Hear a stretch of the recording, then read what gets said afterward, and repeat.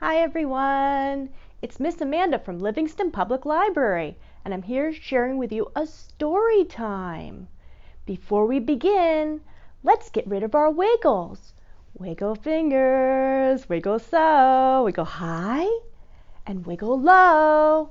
Wiggle left, wiggle right, wiggle fingers out of sight. Now there's no more wiggles left in me, so I can sit as still as can be.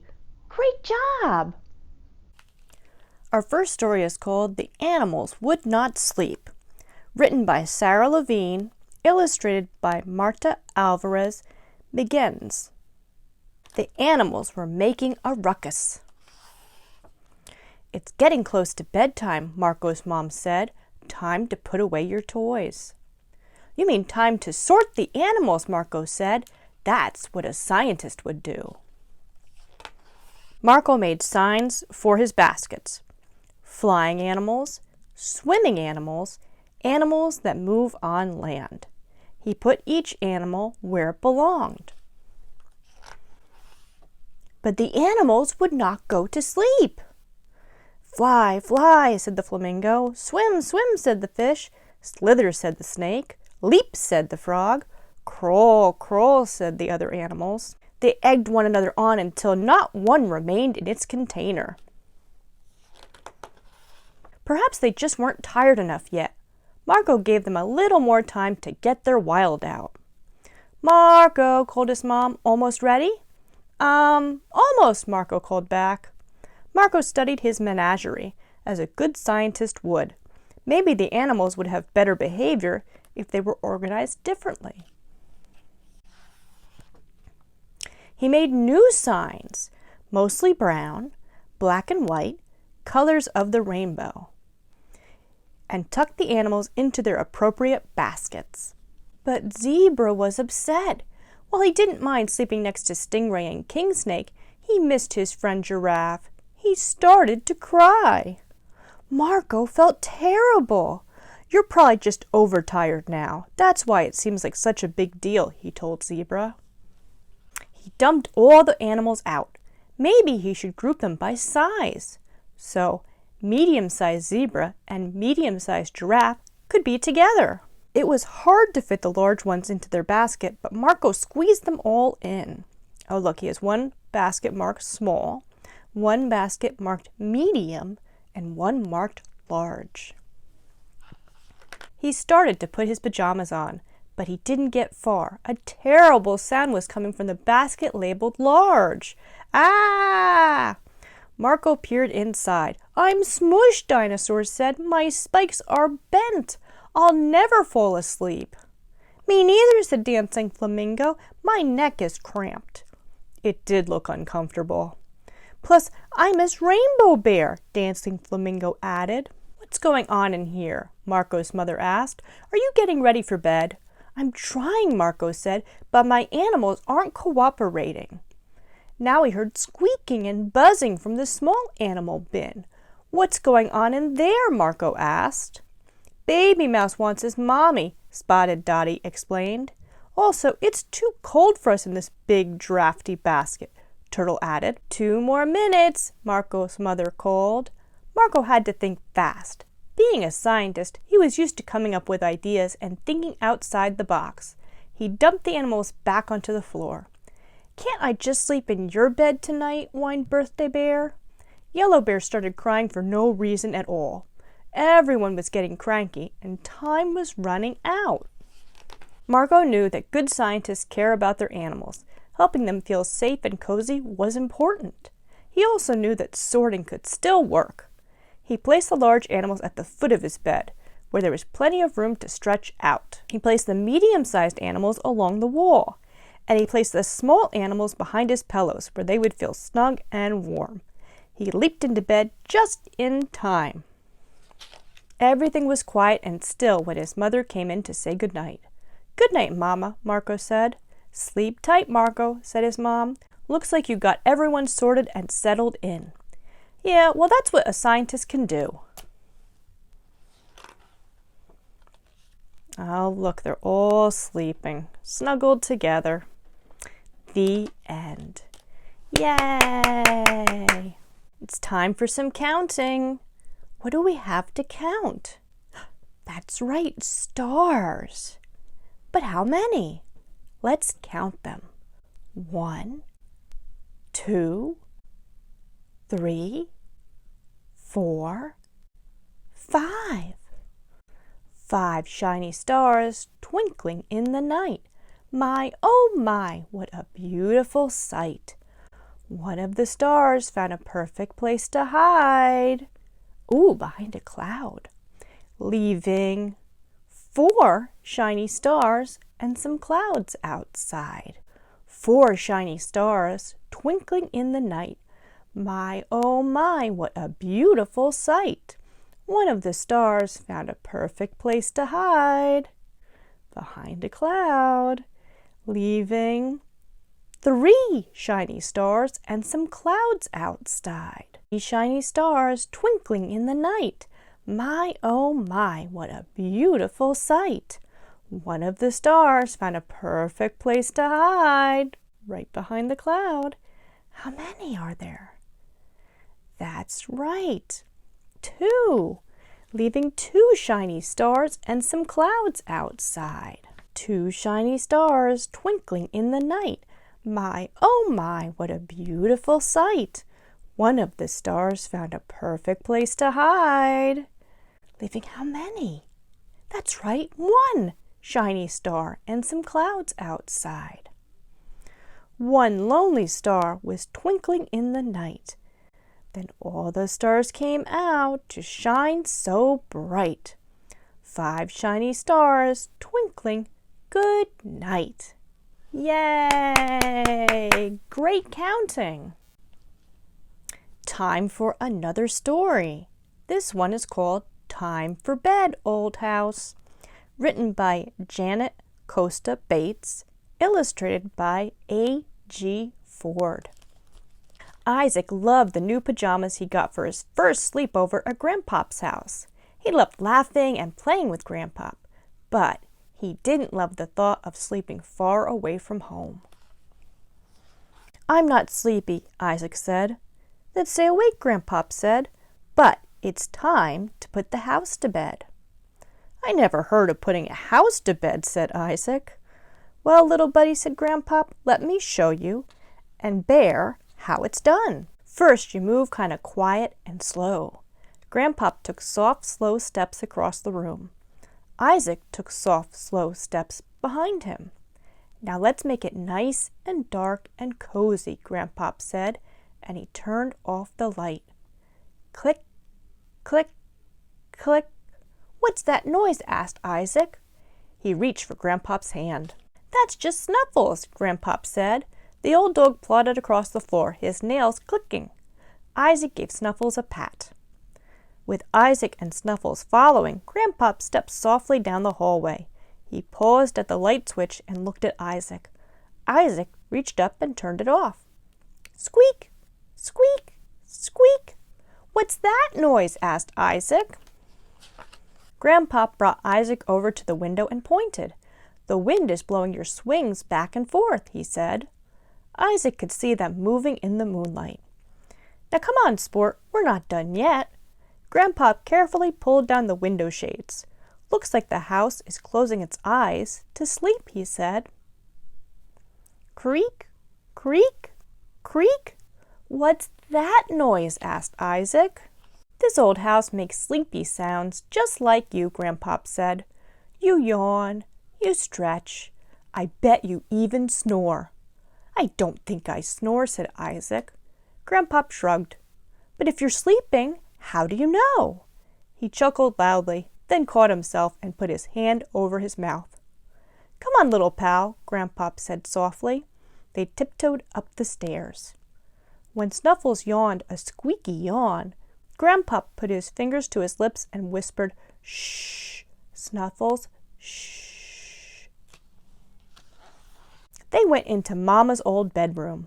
Time to read a bedtime story to the house, Grandpop said quietly to Isaac. I can't read yet, Isaac said quietly to Grandpop. I bet you can read the pictures. Grandpa settled himself into the big chair by the bed and held out a book to Isaac. Just tell me what you see on each page. Isaac climbed onto Grandpa's lap and described the first picture. A little boy is looking out the window. There's snow on the ground. Isaac turned the page. He's outside wearing his red jacket. Good job, said Grandpa. Keep going. When Isaac finished reading the pictures in the book, he rested his head on Grandpa's shoulder. He could hear his breathing slow and steady. He looked up and saw that he had read Grandpa to sleep. Oh my! Isaac carefully climbed off the chair. He covered Grandpa with a blanket. Then, taking soft, slow steps, Isaac walked over to the window. He gently closed the shade and whispered, "Time for bed, old house." When the grandfather clock chimed from the hallway, Isaac put his fingers to his lips. "Shh, Mr. Clock, shh." Isaac settled himself into bed, picked up a book, and in a soft voice read the pictures to Bear. When he was done, he quietly turned off the lamp. Click, click, click. Oh, do you remember what that noise was? Did you say Snuffles the dog? You're right, it's his nails clicking on the floor. He reached out to pet Snuffles. Squeak, squeak, squeak. Do you remember what that noise was? Did you say swings? Yes, that's right. That's the breeze moving his swings outside. He thought of the fun he and Bear would have on the swings tomorrow. Creak, creak, creak. Oh, do you remember what that noise was? That's right. That was just one of the sounds the house makes as it's getting ready for bed. Tonight, Isaac would sleep well in the old house. And if that old house could hear, then it too would have heard bedtime noises. Snore, snore, snore. Oh my goodness, Isaac is snoring, Grandpa is snoring, and even Snuffles is snoring.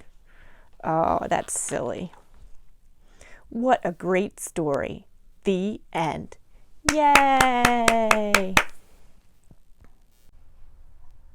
Those were some great stories. Now it's time for a song. Will you sing with me? Oh, wonderful! Let's sing The Wheels on the Bus. The wheels on the bus go round and round, round and round, round and round. The wheels on the bus go round and round, all through the town. The people on the bus go up and down, up and down, up and down. The people on the bus go up and down, all through the town. The wipers on the bus go swish, swish, swish, swish, swish, swish, swish, swish, swish. The wipers on the bus go swish, swish, swish, all through the town. The horn on the bus goes beep, beep, beep, beep, beep, beep. Beep, beep, beep, the horn on the bus goes beep, beep, beep, all through the town. The babies on the bus go where, where, where, where, where, where, where, where, where. The babies on the bus go where, where, where, all through the town. The adults on the bus say, I love you, I love you, I love you. The adults on the bus say, I love you, all through the town. The doors on the bus go open and shut, open and shut, open and shut. The doors on the bus go open and shut, all through the town. The wheels on the bus go round and round, round and round, round and round. The wheels on the bus go round and round, all through the town. Great singing! Let's hear another story. Time for a flannelboard story. This one is called The Very Sleepy Sloth, based on the book by Andrew Murray. Early one morning, deep in the jungle, Sloth was fast asleep, but the rest of the animals were wide awake. Cheetah was on his treadmill, working on his speed. Elephant was lifting heavy weights, working on her strength. Kangaroo was on the trampoline, working on her spring. Monkey was on the high bars, working on his swing, while Sloth stayed in his hammock, working on his sleep. That Sloth is so lazy, said Cheetah. All he does is lie there, agreed Elephant. Just dozing in his hammock, added Kangaroo. Hey, Sloth, called Monkey. We're all working hard here. Why don't you get up and do something? Sloth slowly opened one eye. Monkey, he said, if you're so hard-working, you try lifting Elephant's weights. Easy, said Monkey. He tried to lift the weights. Elephant giggled. Oof! Monkey toppled right over. Elephant, Monkey said gruffly, if you think it's so easy, you jump like Kangaroo. So Elephant tried to jump on the trampoline. Kangaroo shook her head as crash! Elephant fell right through. Don't look at me like that, Kangaroo, said Elephant grumpily. Can you run like Cheetah? So Kangaroo tried the treadmill. Cheetah chuckled as Kangaroo landed on her bottom. Ooh! Cheetah, said Kangaroo angrily, if you're so smart, you swing like Monkey. So Cheetah climbed the high bars and swung right into Elephant. Eek! By now, everyone was very hot, very tired, and very, very cranky. This is useless, they muttered. Who caused all this trouble? It wasn't me, said Cheetah. I was busy running. It wasn't me, said Kangaroo. I was busy bouncing. It wasn't me, said Elephant. I was busy lifting weights. And it wasn't me, said Monkey. I was busy swinging. All the animals turned and looked at Sloth. Hey, Sloth, they called. You started all this. Sloth turned lazily. You must see by now, he said. We were all busy doing what we do best, even me. The animals thought about it. Yes, they cried, we're all good at running or jumping or lifting or swinging, but Sloth is the very best at snoozing. Exactly, said Sloth, and with a stretch and a yawn, he fell fast asleep. The end. Yay!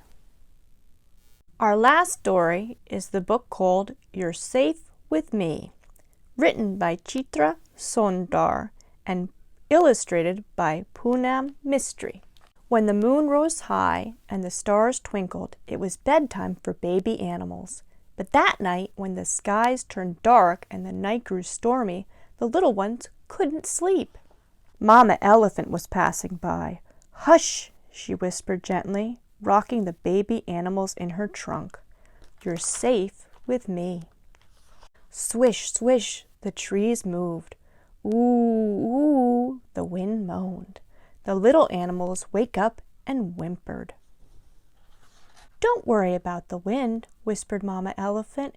He's an old friend of the forest. He brings us seeds from faraway lands. What pretty flowers. He's loud, said Little Monkey. That's him, huffing and puffing because he's tired, said Mama Elephant. He is as gentle as a breeze when all the work is done. The baby animals closed their eyes. The wind didn't worry them anymore. You're safe with me, whispered Mama Elephant. Dum-de-dum, the thunder clattered. De-dum, the clouds echoed. The little animals sat up startled. Oh, look at the rain. Don't be nervous, said Mama Elephant. Thunder brings us water from the sea and makes this forest grow from scattered seeds. She's noisy, said the lories. She's groaning from the weight of the rain, said Mama Elephant. Soon she will turn as fluffy as cotton flowers. The little ones relaxed.